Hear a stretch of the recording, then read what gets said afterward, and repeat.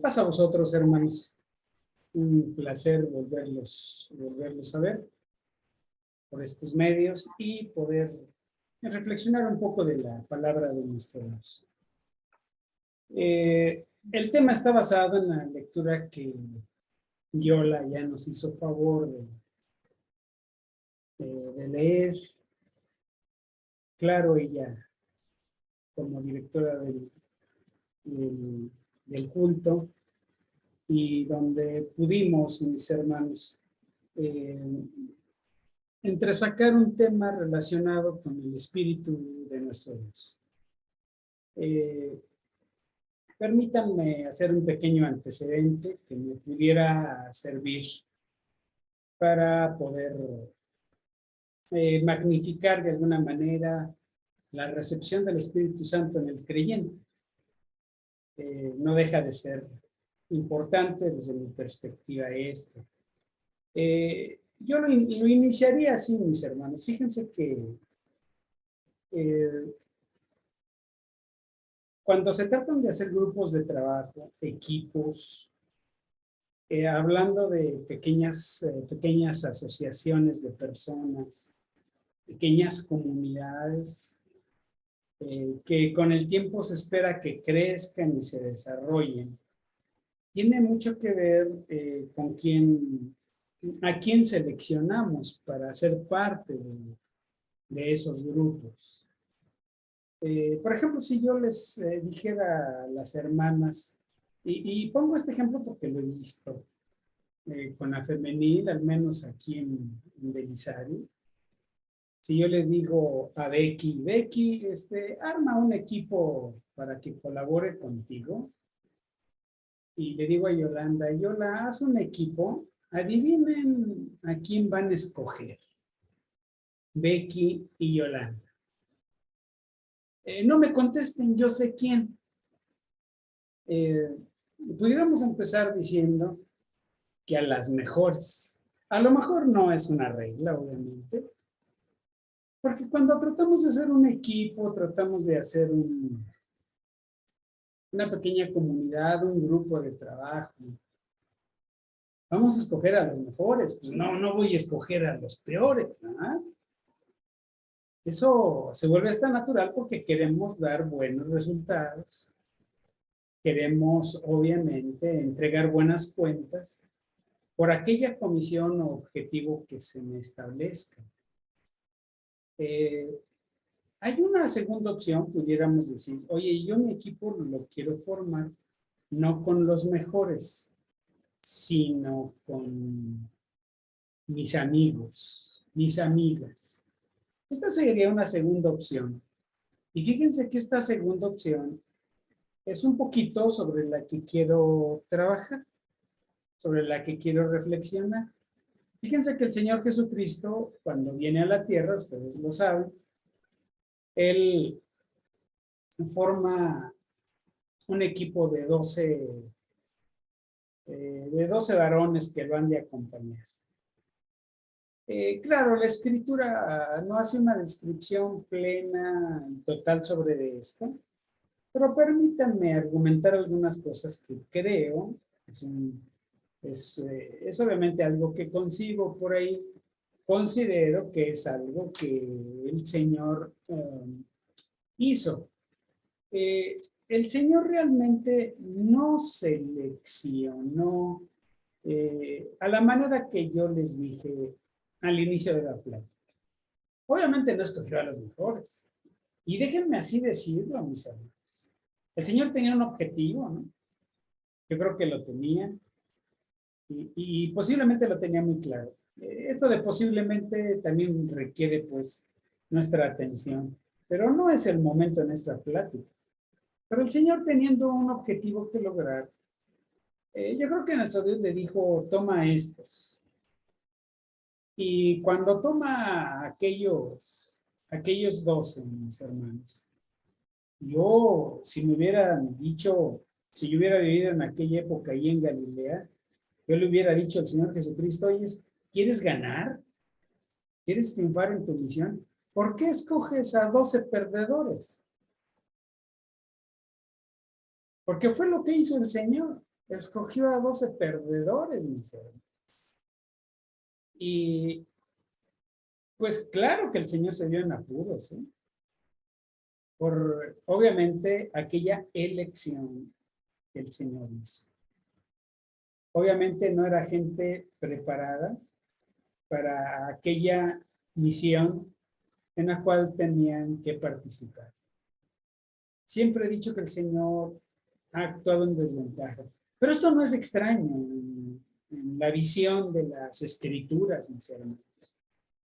Es una visión compartida del mismo Dios y Padre, así lo estimo, mis hermanos.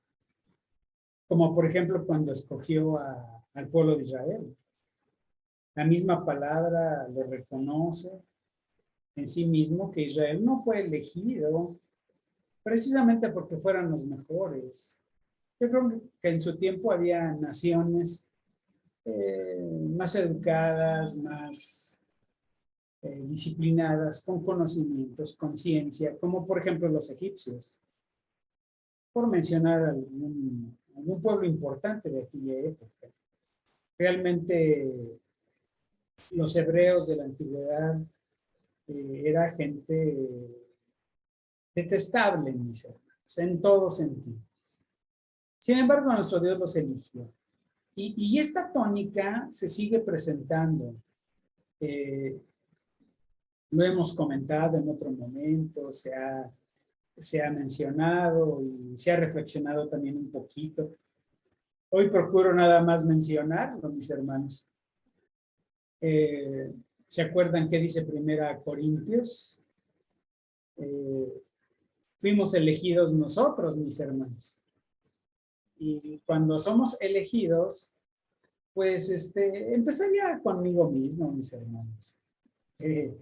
Mis hermanos, yo soy un inútil para muchas cosas. Y para la obra del Señor no me eligió Dios por mi sapiencia. Y ¿saben qué, mis hermanos? A lo mejor los ofendo. Ni ustedes. Ni ustedes. No tienen los requisitos. Nosotros no tenemos los requisitos que son obviamente estipulados, posiblemente en un perfil, para llevar a cabo la obra del Señor. Siempre, mis hermanos, vamos a encontrar esta tónica en todo esto de lo que estamos mencionando. Si ustedes, por ejemplo, van a Filipenses 1, ¿quieren abrir ahí su escritura, por favor? Ahí en Filipenses 1.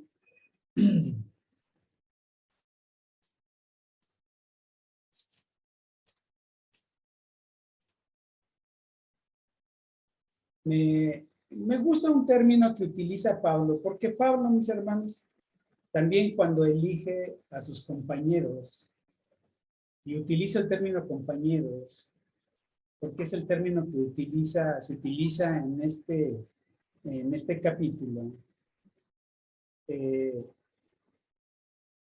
también lo hace en la misma tónica del Señor Jesucristo y de nuestro Dios. Por ejemplo, escoge a un Timoteo. ¿Y por qué lo escoge? Yo no lo hubiera escogido a Timoteo. ¿Cómo era Timoteo? Era vanidoso, timorato, miedoso. Eso sí, le gustaba cultivar su cuerpo, a fin de cuentas influenciado por la cultura griega. Era un joven que servía yo creo para muchas cosas, pero no para la obra. Sin embargo, Timoteo es elegido por nuestro Dios y obviamente por el apóstol. Entonces, en ese sentido, mis hermanos, todo el equipo que conforma a Pablo, vamos a encontrar características similares. Eso no implica que la gente que eligió no sea buena para algo. Por ejemplo, el Señor Jesucristo eligió a Pedro y él era muy bueno en su profesión, eso yo creo. Eso yo creo. Considero que considero que Pedro era muy bueno para pescar. Era, yo creo que buen negociante. A lo mejor en ese sentido era un triunfador de la vida. Y qué bueno. Pero para la obra a la que era llamado, a la misión a la que es llamado, mis hermanos, eh, yo creo que no reunía los requisitos. Dice Filipenses 1, permítanme leer del versículo 3 en adelante algunos textos que me parecen relevantes. Dice, doy gracias a mi Dios en toda memoria de vosotros, siempre en todas mis oraciones, haciendo oración por todos vosotros con gozo.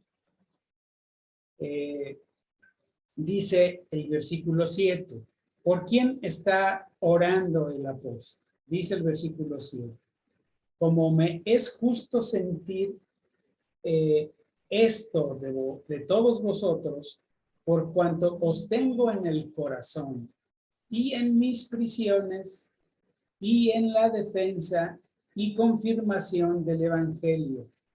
Sois todos vosotros compañeros de mi gracia. Esta expresión, mis hermanos, que utiliza aquí el apóstol, nos habla precisamente que Pablo no se acercó de los mejores. No, nuestro Dios no hace equipo con los mejores. A lo mejor, y aquí trato de llevarlo con nosotros, mis hermanos. A lo mejor tú eres muy bueno para los negocios, muy bueno para la cocina, las mujeres, o algún hombre que también, muy buen ingeniero, muy buen licenciado, lo que ustedes manden y quieran. Pero es eso, es eso. Son buenos o somos buenos en algo, pero estamos hablando de la misión del Evangelio. Y la misión del Evangelio, mis hermanos, es muy amplia, es muy grande, no es solo una vía.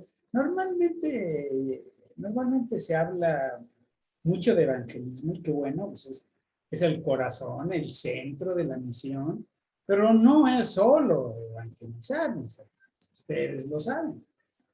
Es una gama de acciones que se tienen que hacer en conjunto. Hay hermanos en las iglesias que son altamente productivos en ganar gente, traerla en el templo, y ahí adentro del templo pues está Julio y está Abraham Gordillo y está Andrés, que se van a encargar de correrlos, haciéndoles caras, haciéndoles cositas feas, y unos metiendo gente y otros sacándoles. Entonces dice uno, oye, no, o sea, hay que estar en consistencia, en consonancia, en coordinación. Sí, mis hermanos, de eso se trata. El Evangelio es una gama muy amplia de acciones que ustedes conocen, que todos conocemos. El apóstol utiliza el concepto compañeros. Es decir, esta expresión puede ser traducida como amigos, amigos de la gran aventura del Evangelio, socios del Evangelio. Es un término que puede ser traducido de diferentes formas, utilizado en la antigüedad precisamente para diferentes trabajos y escenarios. Y entonces el apóstol utiliza el término para los fines del Evangelio.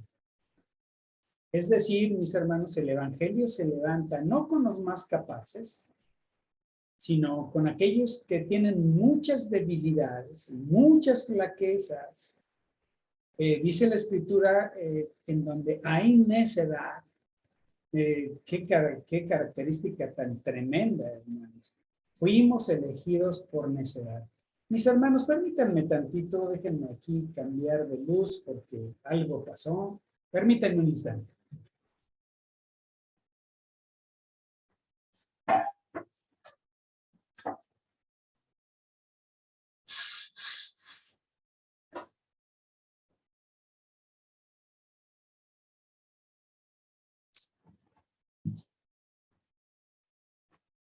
Disculpen, hermanos. Decíamos por ahí, mis hermanos, que los compañeros son elegidos, como decía Pablo, precisamente por alguna característica muy especial que nos va a permitir dentro de nuestras debilidades y flaquezas, tal cual somos descritos en la palabra, precisamente para lograr fortaleza. Esa fortaleza nace de la debilidad en que fuimos elegidos, mis hermanos. Fíjense que cuando viene el Señor Jesucristo, déjenme hablar de aquella época. La época del Señor Jesucristo, mis hermanos, históricamente hablando, es una época muy difícil. Es una época altamente conflictiva, altamente, mis hermanos, vamos a decir así, difícil para Dios. Es una época, mis hermanos, en la que, sobre todo en Israel, pues se vive una situación de dominio militar, en donde las libertades humanas están muy restringidas. La mujer, muy en particular, es altamente sometida, no solo por el poder del imperio, el poder gubernamental, sino también por los mismos hombres, y en Israel pues no se vive, pero los mismos hombres también padecen demasiado, mis hermanos. Hoy tenemos una época de mucha libertad, en todos sentidos, y esta libertad de la que gozamos hoy, algunos de nosotros hemos llegado a creer que siempre se ha dado. No, mis hermanos, antes era una época muy difícil, muy difícil. Entonces, cuando viene el Señor Jesucristo, mis hermanos, y empieza la predicación de su evangelio, hay un choque existencial enorme con las palabras que el Señor dice, que predica abiertamente, porque el Señor no lo hace a escondidas, no lo hace en catacumbas, no lo hace en cuevas, lo hace públicamente, declarando, obviamente, mis hermanos, verdades que la gente necesitaba oír. Era un choque eminentemente social, económico, político y obviamente el más grande es un choque espiritual. Una concepción, mis hermanos, que nunca se había dado en la historia de Israel. Créanme, mis hermanos, que no sé yo dimensionar bien esto, pero lo que pasó en la época del Señor Jesucristo es algo que no se ha repetido en la historia. Ha habido acercamientos, como un Mahatma Gandhi, por ejemplo, que es muy famoso por todo lo que hizo. Y hay otros líderes por ahí políticos en la historia que han hecho grandes cambios y revoluciones. No se comparan en ningún momento a lo que hizo el Señor Jesús en su época. Enfrentar, mis hermanos, a una forma de gobierno, una forma de vida y tratar de transformarla, tratar de que haya otra conciencia de las cosas, tratar, mis hermanos, de que la gente se acerque verdaderamente a nuestro Dios, es algo que en aquella época no se vivía y no había ni siquiera las condiciones necesarias para lograrlo. Ante este escenario, mis hermanos, el Señor Jesucristo elige a compañeros de proyecto, a compañeros de evangelio, con los cuales pueda iniciar una obra en la cual nadie está capacitado. Para el evangelio nadie está listo, mis hermanos. Para el cambio de vida tal cual la Escritura nos lo pide, nadie está preparado o alguien lo formó para enfrentarlo. No, mis hermanos, es algo realmente complejo, mis hermanos. Y lograrlo El Señor Jesucristo, como yo les decía al principio, le costó mucho, porque tenía que preparar a aquellos hombres, aquellos 12 hombres. Y durante varios años, pues estuvo haciéndolo, ¿verdad? Y les daba demostraciones precisamente en todos sentidos, demostraciones de organización, demostraciones de valor, demostración de nuevas ideas, les abrió el panorama de la vida, les abrió el panorama de la esperanza de alcanzar nuevos hitos de vida, mis hermanos, que fueran alcanzables. Les vino a remover la existencia, sus pensamientos, sus principios, mis hermanos. La obra del Señor Jesucristo es algo inconmensurable en lo que ocurrió en aquella época y en la propia historia. Nada más que muy pocos quieren reconocerlo. El Señor, mis hermanos, empezó entonces una obra muy importante. Por eso cuando vamos a Hechos, capítulo 2, si son tan amables, a la lectura que precisamente da origen a nuestra pequeña reflexión, allá en Hechos, capítulo 2, vamos a encontrar, mis hermanos, que las palabras que nosotros leímos, yo sé que ustedes lo saben, ¿se acuerdan quién las dice? No me lo digan, yo se los digo. Uno de los 12 inútiles que escogió el Señor. Uno de los 12 inútiles para el Evangelio. Era muy buen pescador, lo que ustedes quieran. Pedro era ambivalente, era muy valiente y al mismo tiempo era muy cobarde. Era capaz de desenvainar la espada y se dice que él le cortó la oreja a Malco, pero fue tan cobarde para negar al Señor. Eran hombres que así se manejaban. Y no sé si yo al estar describiendo alguno de estas características de algunos de estos hombres, mis hermanos, no sé si usted se llegue a identificar con alguno. ¿Por qué? Porque a lo mejor tenemos un alto concepto de nosotros mismos. Y qué bueno que lo tengamos si está ese alto concepto, está visto a la luz de las Escrituras. Si está en concordancia con el amor de nuestro Dios. Si no, mis hermanos, no es más que vanidad. La verdad es que para la gran obra del Evangelio a la cual fuimos invitados y elegidos, necesita precisamente, mis hermanos, dar un vuelco a nuestra vida y nuestra existencia. A lo mejor en tu vida ya pasó o está pasando, o a lo mejor tiene que acabar de pasar. Aquí el que está hablando es Pedro, mis hermanos. Y Pedro, es increíble cómo se maravillan de él, porque los que lo oyen dicen que no era este uno de los que seguían al Nazareno, no era uno de estos, aquellos que se decían discípulos de Jesús. Los identificaban, pero no por ser de los mejores, mis hermanos, porque eran galileos, y los galileos, mis hermanos, sobre todo eran gente despreciable, sobre todo en la zona de Jerusalén. Esos que eran despreciables, el Señor Jesucristo con ellos formó su equipo. Y en esta época también, mis hermanos, he invitado a ti y a mí, y nos ha invitado a través de muchos años. Qué bueno que no se ha cansado el Señor, ¿no?, de invitarnos.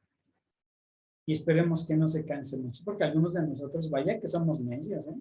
Somos unos pedritos, pero con todas sus características, hermanos. Y no solo de Pedro, de los demás. Pedro, mis hermanos, lo vemos hablar aquí en mi primer sermón, así está titulado en algunas de las Biblias. Y me permito leer nuevamente algo que ya se leyó. Dice por ahí,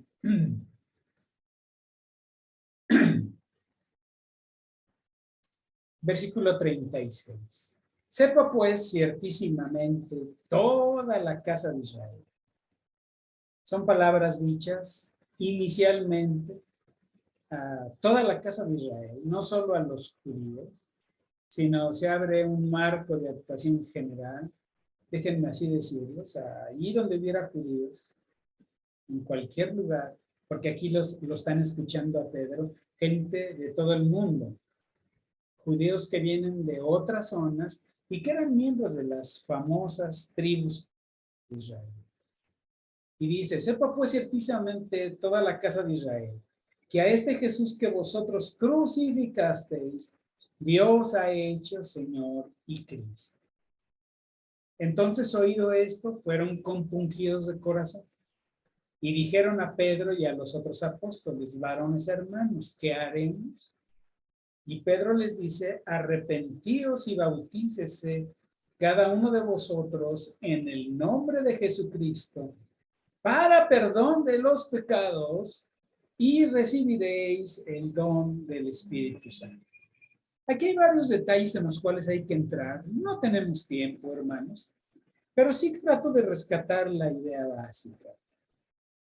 Mis hermanos, para la gran aventura del Evangelio, así como la llamó Pablo, mis hermanos. Yo estoy extrayendo estas palabras de lo que leímos en Filipenses.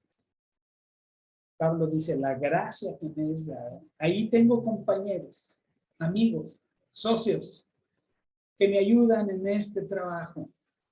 A veces que decía, estos que me ayudan en el reino. Hablaba, mis hermanos, de hombres que nunca fueron preparados plenamente, porque podemos tomar 1000 cursos, pero esos 1000 cursos, mis hermanos, a muchos de nosotros no nos han sido suficientes en muchas ocasiones para precisamente hacer el cambio estructural de pensamientos, de vida que deberíamos de tener. Algunos seguimos enquistados en aquello que hemos aprendido y en nuestra zona de confort, ahí donde nos sentimos bien. Entonces, en ese sentido de ideas, mis hermanos, aquel que trata de enfrentar la vida cristiana, la vida del Evangelio, necesita el Espíritu de nuestro Dios. Necesita el Espíritu Santo. Es una arma para enfrentar esto. Aquellos hombres, mis hermanos, ya habían recibido el Espíritu Santo, pero lo reciben plenamente aquí en las narrativas de Hechos 2, mis hermanos. Ellos ya allá en Juan 14, algunos días antes de estos eventos, mis hermanos, a lo mejor unos 2 meses, si ustedes van por favor ahí a Juan 14, vamos a recordar brevemente, por favor, aquellas palabras que el Señor les dio a partir del versículo 15. El Señor está con ellos, mis hermanos. Y miren, cuando el Señor está con los discípulos, cuando el Señor está con ellos, aquellos hombres, yo creo que vivieron como se ha dicho en otro momento. No se sabe con exactitud cuántos años predicó el Señor. La Iglesia de Dios dice que son 3 años y medio. La verdad es que no se sabe con exactitud cuánto tiempo, pero vamos a suponer que son los 3 años y medio. Fueron 3 años y medio en donde los discípulos flotaron en el aire, mis hermanos. Disfrutaron, gozaron. Imagínense estar en compañía del Señor. Pudiéramos decir, del mismo Dios. Debió de haber sido una experiencia fantástica, magnífica. Convivir cuerpo a cuerpo, cara a cara. Aquella dicha que sintió Juan, que se recostaba en el seno del Señor. Aunque la Biblia nada más registra una vez esto, La misma escritura refiere que ocurrió varias veces. Y tenemos, mis hermanos, entonces una experiencia magnífica de los discípulos. Y no les faltó nada en aquel tiempo. Y fue una capacitación. No aprendieron mucho. Ustedes saben que no, al mismo tiempo que aprendieron mucho, déjenme decir que no aprendieron nada. Sino hasta que llegó el Espíritu de nuestro Dios, fue que aquellas enseñanzas cobraron vida, mis hermanos. Cuando está la plenitud del Espíritu en nuestra existencia, entonces empezamos a comprender las cosas. Pero la plenitud del Espíritu, mis hermanos, llega cuando el hombre se hace compañero, se hace socio, amigo del Señor Jesucristo en una aventura. Y ya en la comunidad de fe, las comunidades, el grupo, por ejemplo, de Belisario Domínguez, pues hay la oportunidad de unirse al proyecto de Iván Calderón, porque él es precisamente el que, déjenme así decirlo, es un término discutible, él está en representación de nuestro Dios y del Señor en nuestro templo, y nos volvemos compañeros de él. Y lo hacemos como los discípulos, ¿eh? Unos, por ejemplo, son muy callados. ¿Se acuerdan de Judas? No el Iscariote. ¿Se acuerdan cuál es el otro Judas?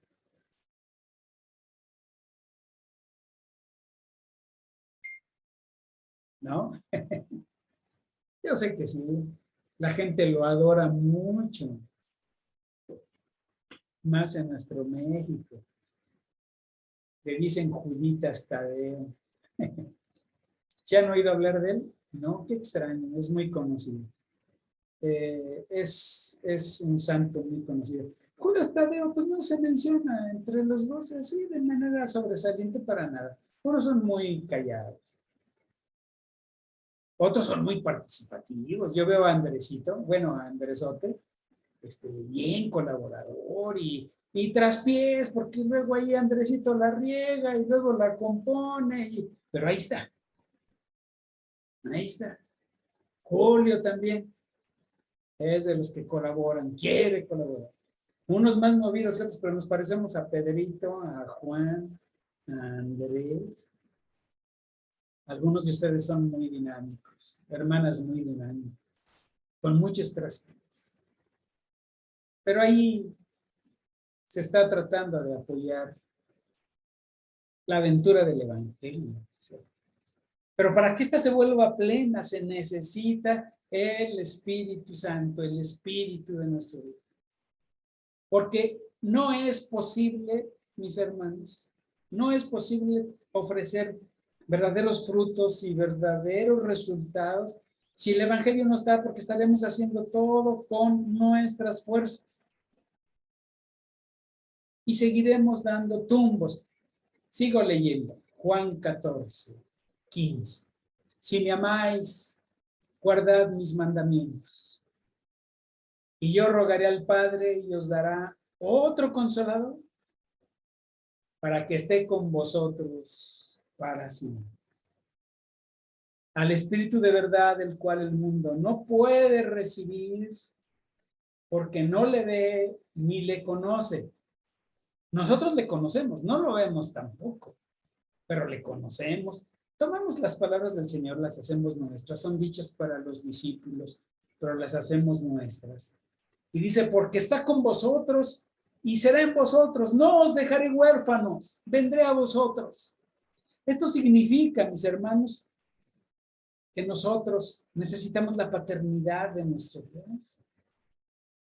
Necesitamos vivirla enormemente, necesitamos la compañía de alguien para esta aventura. Por eso cuando decimos por ahí, obviamente nombro a hermanos que conozco de toda la vida.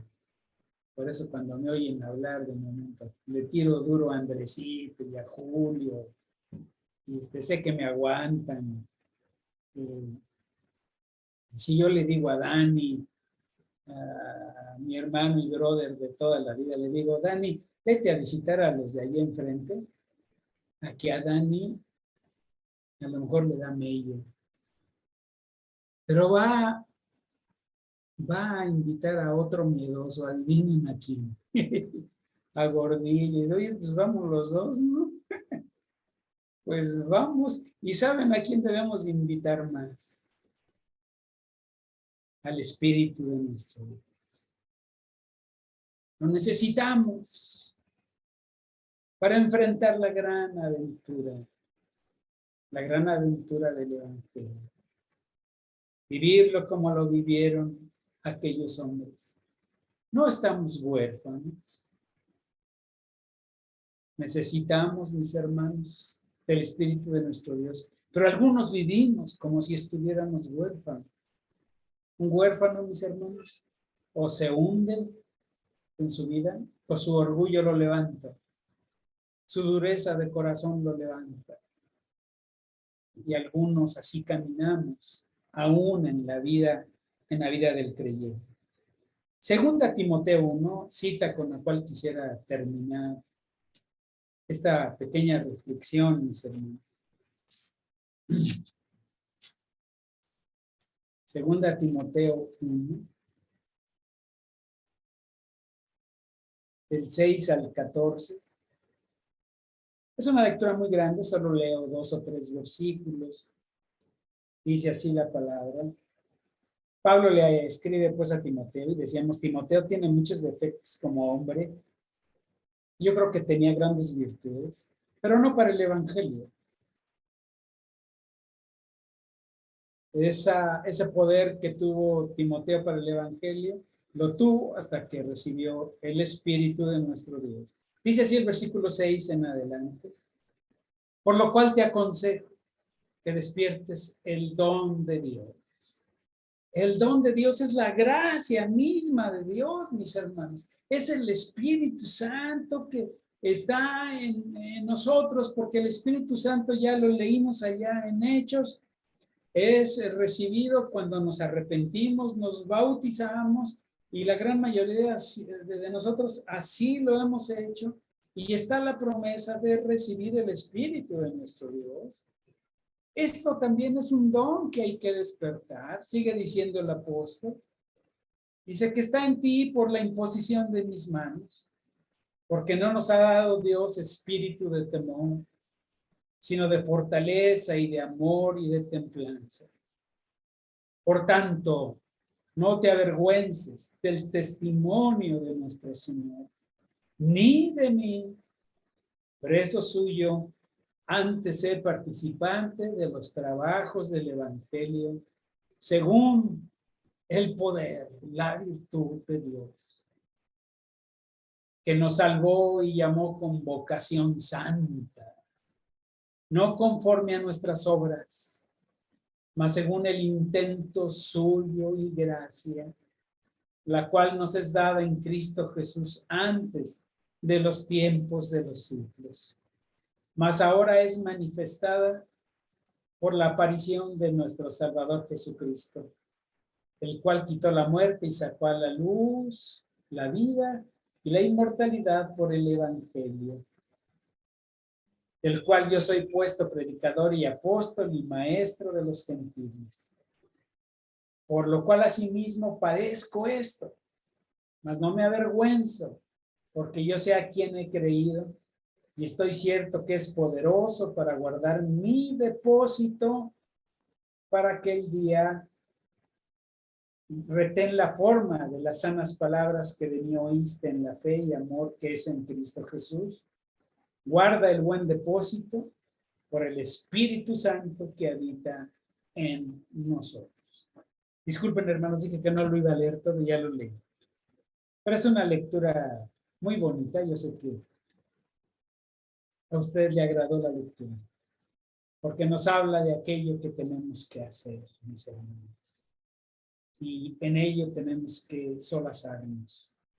Mis hermanos, usted y yo tenemos el Espíritu Santo. Hay que despertarlo. Y créanme que se despierta fácil. La Escritura nos dice cómo hacerlo. Porque algunos, mis hermanos, no nos ha dado Dios espíritu de temor, sino de fortaleza y de amor y de templanza para enfrentar los trabajos del Evangelio en toda la gama de actividades que hay que hacer. Tenemos esto presente, mis hermanos. Tengámoslo, pues, aún presente en esta época. Y nuestro Dios nos ha de seguir bendiciendo como lo ha venido haciendo. Espero en mi Dios y en tu Dios, en nuestro Dios, que estas palabras en las que hemos reflexionado sean de provecho en nuestra vida. Les agradezco muchísimo su atención y paciencia. Gracias, mis hermanos.